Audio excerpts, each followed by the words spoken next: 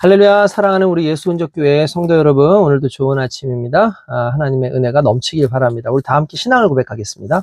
전능하사 천지를 창조하신 하나님 아버지를 내가 믿사오며 그 독생자 우리 주 예수 그리스도를 믿사오니 이는 성령으로 잉태하사 예언대로 처녀의 몸에서 나시고 나를 위하여 고난을 받으사 십자가에 못 박혀 죽으시고 장사한 지 사흘째에 죽은 자 가운데서 다시 살아나시며 하늘에 오르사 전능하신 하나님 우편에 앉아 계시다가 거기로부터 산자와 죽은 자를 심판하러 오시리라. 성령을 믿사오며 거룩한 공교회와 성도가 서로 교제하는 것과 죄를 사하여 주시는 것과 몸이 다시 사는 것과 영원히 사는 것을 믿사옵나이다. 아멘. 네, 오늘 함께 은혜 받으실 하나님의 말씀은 야고보서 우리 2장 1절에서부터 7절까지의 말씀을 이제 함께 보도록 하겠습니다. 내 형제들아, 영광의 주 곧 우리 주 예수 그리스도에 대한 믿음을 너희가 가졌으니 사람을 차별하여 대하지 말라. 만일 너희 회당에 금가락지를 끼고 아름다운 옷을 입은 사람이 들어오고 또 남루한 옷을 입은 가난한 사람들이 들어올 때 너희가 아름다운 옷 입은 자를 눈여겨보고 말하되 여기 좋은 자리에 앉으소서 하고 또 가난한 자에게 말하되 너는 거기 서 있든지 내 발등상 아래 앉으라 하면 너희끼리 서로 차별하며 악한 생각으로 판단하는 자가 되는 것이 아니냐. 내 사랑하는 형제들아, 들을지어다. 하나님이 세상에서 가난한 자를 택하사 믿음에 부유하게 하시고 또 자기를 사랑하는 자들에게 약속하신 나라를 상속받게 하지 아니하셨느냐. 너희는 도리어 가난한 자를 업신여겼도다. 부자는 너희를 억압하며 법정으로 끌고 가지 아니하느냐. 그들은 너희에게 대하여 일컫는 바 그 아름다운 이름을 비방하지 아니하느냐. 아멘. 네, 오늘 야고보서의 이 말씀의 깊은 내용을 좀 살펴보자면 계속해서 여러분들한테 말씀드리지만 야고보서는 상당히 행함에 대한 문제, 실제적인 문제를 다룹니다. 이것은 오늘 나와 있는 말은 이제 차별에 대한 문제라고 볼 수가 있죠. 차별. 차별이라고 하는 것은 기본적으로 누군가에 대해서 그의 존재, 그러니까 그의 정체성 자체를 무시하는 행동이라고 볼 수가 있는 겁니다. 그래서 여러분, 차별하지 말아야 되는 건 너무나 당연한 거죠. 오늘날 현대사회에서는 차별하지 않는 그 부분에 대해서 우리가 상당히 중요시 여깁니다. 꼭 그것을 뭐 법으로 만들지 않는다 할지라도 우리가 도덕적으로, 사회적으로 봤을 때 차별하지 말아야 된다라는 게 이게 가장 인간과 인간의 어떤 윤리적인 문제, 그리고 서로에 대해서 배려하고 인간다운 삶을 살아가게 하는 하나의 방법이기 때문에 차별에 대한 문제는 예나 지금이나 계속해서 우리가 공론화되고 있고, 솔직히 이 기독교가 왜 위대한 부분에 이제 계속 이렇게 사람들에게 이 위대한 부분이 회자되느냐, 어떤 부분이 회자되느냐 하면은 바로 이 문제예요. 이 성경이 쓰이던 당시가 계급사회입니다. 말 그대로 신분의 귀천이 있었다라는 거죠. 귀족 계급이 있었고, 그리고 이제 천민 계급이 있었고, 뭐 평민 계급도 있었고요.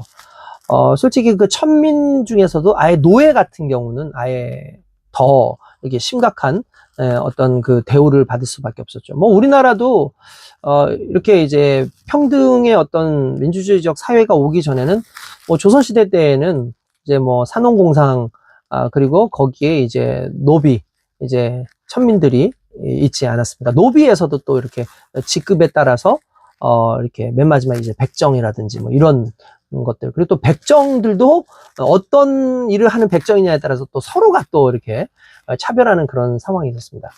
근데 여러분 참 이거 대단한 거예요. 왜 그러냐면 이 차별이 당연하던 시대, 그러니까 귀족이라든지 이런 사람들을 높여주고 어떤 신분이 높은 사람들을 대우해주던 그런 시대에 차별에 대해서 상당히 엄히 이제 금지하고 그렇게 하면 안 된다라고 얘기하는 건 이게 다른 종교나 다른 어떠한 단체에서도 있을 수 없어요. 오직 예수님을 믿는 크리스찬들에게서만 있었던 하나의 이것은 하나의 좋은, 가장 보기 올바른 어떤 윤리적, 도덕적 그런 행함이었다라고 볼 수가 있는 겁니다. 그래서 오늘 본문에 보니까 내 형제들아, 영광의 주 곧 우리 주 예수 그리스도에 대한 믿음을 너희가 가졌으니 사람을 차별하여 대하지 말라라고 되어 있습니다. 여기서 중요한 것은 너희가 믿음이 있지 않냐, 그리스도 예수에 대한 믿음이 있지 않냐, 그러니까 사람을 차별하지 말아라 라는 말, 이 말이 중요합니다. 믿음에 대한 부분을 여기서 두 가지로 얘기해야 돼요. 그러니까 첫 번째는 뭐냐면, 적어도 너희가 그리스도에 대한 믿음이 있잖아. 그런데 그리스도는 너희를 어떻게 행했냐는 거죠. 그리스도께서는 오늘날 이제 어떤 사람들에게 오셨냐는 거죠.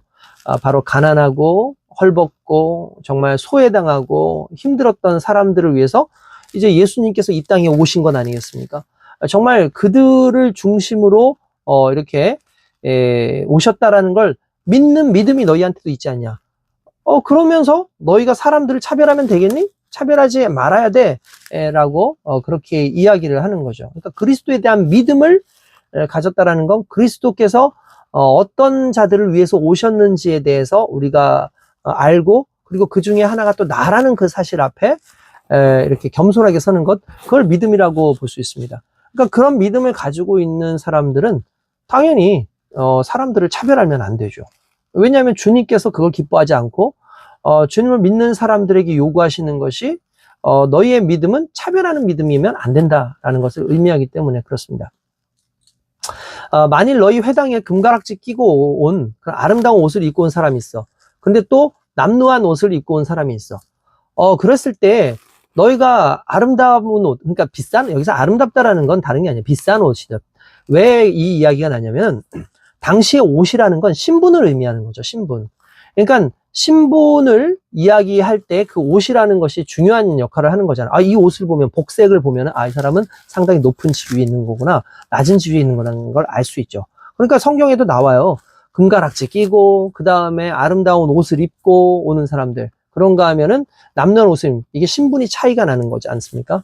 그런데 오히려 이렇게 아름다운 옷 입은 자를 이렇게 눈여겨보고 있다가, 여기 좋은 자리에 앉아라. 무슨 말입니까? 그 사람을 대우하는 거죠. 무엇으로 대우하는 거요? 그 사람의 계급, 그러니까 그 사람의 외형적인 것, 그 사람이 가지고 있는 어떤 지위로 말미암아 그를 평가하고 그를 이제 대우한다는 거죠. 뿐만 아니라 이제 가난한 사람들은 아무래도 이런 뭐 다른 게 뭐가 있습니까? 직위가 낮은 사람들은 대부분 다 가난해요. 권력이 없고 어떤 위치에 없으면 대부분 가난한 사람들이잖아요. 그런 사람들한테는 뭐라고 합니까? 너 그냥 거기 서 있든지 뭐 내 발등상 아래 와가지고 뭐 앉아라 라고 얘기를 합니다. 그러니까 이런 말은 상당히 참 모욕스러운 그런 이야기인 거겠죠. 바로 이렇게 얘기를 하는 사람들이 있었다는 거예요. 이게 회당이라고 얘기가 나오지만 이건 어떻게 보면 이제 교회 안에서 우리가 주의해야 될 부분이죠. 너희끼리 서로 차별하며 악한 생각으로 판단하는 자가 되는 것이 아니냐. 여기서 악한 생각인 거죠. 그러니까 하나님의 기준과 하나님의 뜻에 맞는 생각이 아니라 나의 기준, 나의 죄적 본능에 의해서 소유나 또는 어떠한 그 계급에 대한 그 위치에 대한 갈망으로 말미암아 나타나는 그런 기준, 이런 것들을 악한 생각이라고 이야기하는 겁니다. 그러면서 이제 내 사랑하는 형제들아 들을지어다, 하나님이 세상에서 가난한 자를 택하사 믿음에 부요케 하시고 또 자기를 사랑하는 자들에게 약속하신 나라를 상속받게 하지 않으셨느냐. 우리 1장에도 그런 말 있지 않습니까? 부한 자는 자기의 낮아진 것을 기뻐하고 자랑하고, 그리고 이제 낮은 자는 자기의 높아진 것을 자랑하라 라고 얘기하지 않습니까? 결국 이 부분이 여기도 통용이 되는 거죠. 내 사랑하는 형제들아, 하나님이 세상에서 가난한 자를 택해서, 그죠? 가난한 자는 이런 겁니다. 희망이 없는 사람들, 소망이 없는 사람들. 당시 시대에 가난한 사람들은 대부분 소망이 없었어요. 희망이 없었어요. 그러니까 이런 사람들에게 부요케 하시는데, 그 부요가 어떤 부요냐면 믿음의 부요예요. 믿음의 부요. 믿음의 부요. 결국 뭡니까? 구원받음, 하나님 나라의 상속받음. 그걸 무엇으로 얻는 거죠? 믿음으로 얻는 거잖아요. 우리가 하늘나라를, 우리가 구원을 무엇으로 얻습니까? 믿음으로 얻는 거잖아요. 그러니까 우리가 얻은 그 하늘나라의 상급은 믿음으로 말미암아 얻은 거니까, 그 부요함이 어디에서부터 시작돼요? 우리의 믿음에서 부요하게 되는 것을 또 알 수 있죠. 또한 자기를 사랑하는 자들에게, 여기서 자기가 누굽니까? 하나님이죠. 하나님을 사랑하는 자들에게 약속하신 나라를 상속받게 하지 않으셨느냐. 그러니까 가난한 자들, 그들은 이제 믿음으로 구원받은 자들이고, 믿음으로 구원받은 자에게는 이 땅에서 없어져 버릴 그런 물질적인 부요가 아니라 영원히 우리에게 남겨질 그 하늘나라의 기업을 상속받게 하는 것. 이제 그 부분으로 이제 말씀을 하시는 거죠. 그런데 너희는 도리어 가난한 자를 업신여겼다. 그들은 오히려 하나님 보시기에는 부한 사람이고 귀한 사람인데 너희는 물질적으로 가난한 사람을 업신여기고 하지 않았느냐. 근데 너희들 그거 아느냐? 재밌는 얘기가 나와요. 뭐냐면 부자는 너희를 억압하며 법정으로 끌고 가지 않느냐. 그렇죠. 당시에 부자들한테 돈을 빌려요. 그러면 부자들한테 돈을 빌리면 어떻게 됩니까? 돈을 갚아야 되잖아요. 갚지 못합니다. 또는 이 사람들이 이자를 더 많이 받으려고 하죠. 그럼 어떻게 됩니까? 오히려 우리를 법정에 세워가지고 얘한테 이제 받아야 될 게 있다. 아직 돈도 안 갚는다. 가둬라 하면서 우리를 곤란하게 하는 거. 그게 가난한 사람이 아니라 오히려 우리에게 돈을 빌려주고 우리를 압제하는 부자들 아니냐. 그러니까 부자들은 오히려 너희를 힘들게 하고 괴롭게 하는데 왜 오히려 너희들은 부자를 존경하고 부자를 더 이렇게 대하고 그러느냐라고 얘기를 하는 거죠. 이거 상당히 좀 아이러니컬한 거죠. 너희를 힘들게 하는 그들을 오히려 너희는 존경하고 그들을 잘 대해주고 한다는 거죠. 물론 여기에 깔려져 있는 또 심리적인 내용을 보면 오히려 그들에게 그렇게 해가지고 무언가 그들에게 얻기 위한 그런 마음이 있지 않았는가. 이게 하나님께서 또 그 부분을 싫어하는 게 뭐냐면 부자들을 바라보고 그들에게 그렇게 잘해주는 것에 대해서 하는 부분은 단순 차별이 아니라 이건 실질적인 삶의 어떠한 부요함이나 또는 그 어떠한 무언가를 얻는 걸 이 부유한 사람들에게 이 부유하고 부자인 권력 있는 사람들을 통해서 내가 얻을 수 있다고 생각하지 하나님께로서 얻을 수 있다고 생각하지 않는 것. 일종의 불신인 거예요. 이게. 그러니까 그런 마음이 있으니까 하나님께서는 평등하라고 했는데 아니야. 이 사람은 돈 더 많으니까 내가 이 사람한테 이익을 얻을 수 있어. 그 사람을 통해서 내가 부유해질 수 있어. 그런 마음이 있으면 자연스럽게 그 사람을 대할 수밖에 없는 거죠. 이거는 단순한 믿음 없음 그냥 차별의 개념이 아니라 이건 하나님께서 공급해 주시는 것에 대해서 인간적인 방법으로 이제 시선을 돌리는 어떠한 그런 죄라고 볼 수가 있는 것입니다. 그러면서 뭐라고 하느냐? 너희는 도리어 가난한 자를 업신여겼도다. 그러니까 부자는 너희를 업신여겼도다. 부자는 너희를 억압하며 법정으로 끌고 가지 아니하느냐? 그들이라는 건 누구예요? 부자들은 너희에게 대하여 일컫는 바 그 아름다운 이름을 비방하지 않았느냐라고 얘기합니다. 여러분 그렇습니다. 우리가 아름다운 이름이라는 게 뭡니까? 형제라고 하는 이름이고 또한 우리가 하나님의 자녀라고 하는 이름인 거죠. 근데 하나님의 자녀고 또 하나님 안에서 경건하게 이제 살아가는 믿음의 백성인데도 불구하고 그걸 우습게 여기는 거죠. 가난한 것들이 이렇게 얘기하는 거죠. 하나님의 자녀가 이렇게 얘기하지 않고 이 가난한 것들이 말이야 이렇게 얘기를 한다는 거 자체가 이제 상당히 우리에게는 모욕적인데 그건 단순히 우리에게 모욕을 하는 것이 아니라 하나님의 자녀에 대한 이 그 정체성과 존귀함을 무시하는 어떤 행동이라고 볼 수가 있습니다. 그러니까 이제 말 그대로 하나님의 자녀들, 그러니까 여기에서 야고보는 부자들을 예수의 아름다운 이름을 모독하는 자로 묘사했다라는 거예요. 이런 거죠. 뭐냐면 가난한 것들이 말이야, 이 없는 것들이 말이야, 이렇게 오히려 예수 믿는 사람들 저 하나님 믿어가지고 저 가난한 것들이 말이야 어디 지금 예수님 믿는다고 하면서 저 가난한 것들이 예수가 밥 먹여주냐 이렇게 얘기하는 것들, 이런 것이 결국은 그들의 교만함이 부유한 사람들에게 이제 나타나는 어떤 부분이라고 볼 수가 있는 거죠. 회당은 그럴 수 있습니다. 근데 교회는 그러면 안 됩니다. 교회는 하나님의 자녀들에 대해서, 가난한 사람들에 대해서 차별하는 곳이 아닌 거죠. 단순히 가난함이 아니라 배웠다 못 배웠다로 차별하면 안 되고요.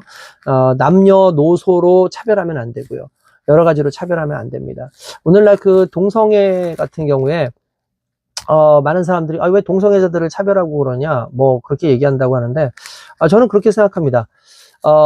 그들이 하는 행함의 문제, 그것은 반드시 정죄받을 수 있는 문제들이에요. 왜냐하면 하나님께서 기뻐하지 않고 그 안에 생명이 있지 않지 않습니까? 그렇지만 그들 자체는 우리가 불쌍히 여기고 그들을 위해서 기도해줘야 되고 그들을 하나님께로 돌아오게 해야 하는 그런 의무와 사랑의 빚진 자의 자세가 있어야 된다는 거죠. 그러니까 그들을 차별할 필요는 없어요. 그렇지만 그들의 죄에 대해서 우리가 그렇다고 용납하고 옹호하는 것은 아니라는 거죠. 그래서 우리에겐 지혜가 필요한 겁니다.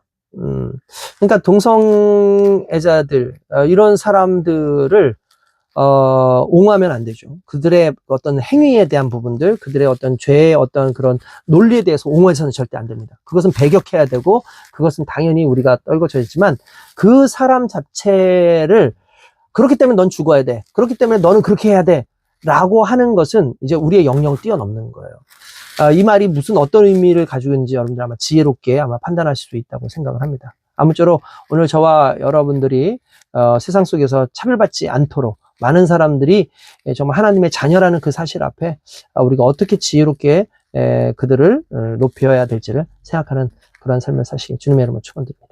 거룩하신 아버지 하나님 감사합니다. 믿음으로 온전히 살아가며 하나님 앞에서 차별받는 수많은 이들에 대해서 그리스도께서 그들을 어떻게 사랑하셨는지를 우리가 깊이 생각하고 우리가 믿음 안에서 산다는 것은 결국 하나님께서 그러한 자들을 구원하시는 그 놀라운 은혜가 그들에게 있다는 사실을 우리가 깨닫는 부분에서 시작된다는 걸 우리가 알 수 있도록 인도하시고 정말 믿음의 주님을 바라보는 우리에게도 동일하게 적용할 수 있도록 인도하여 주시옵소서. 감사하고 예수님의 이름으로 기도드립니다.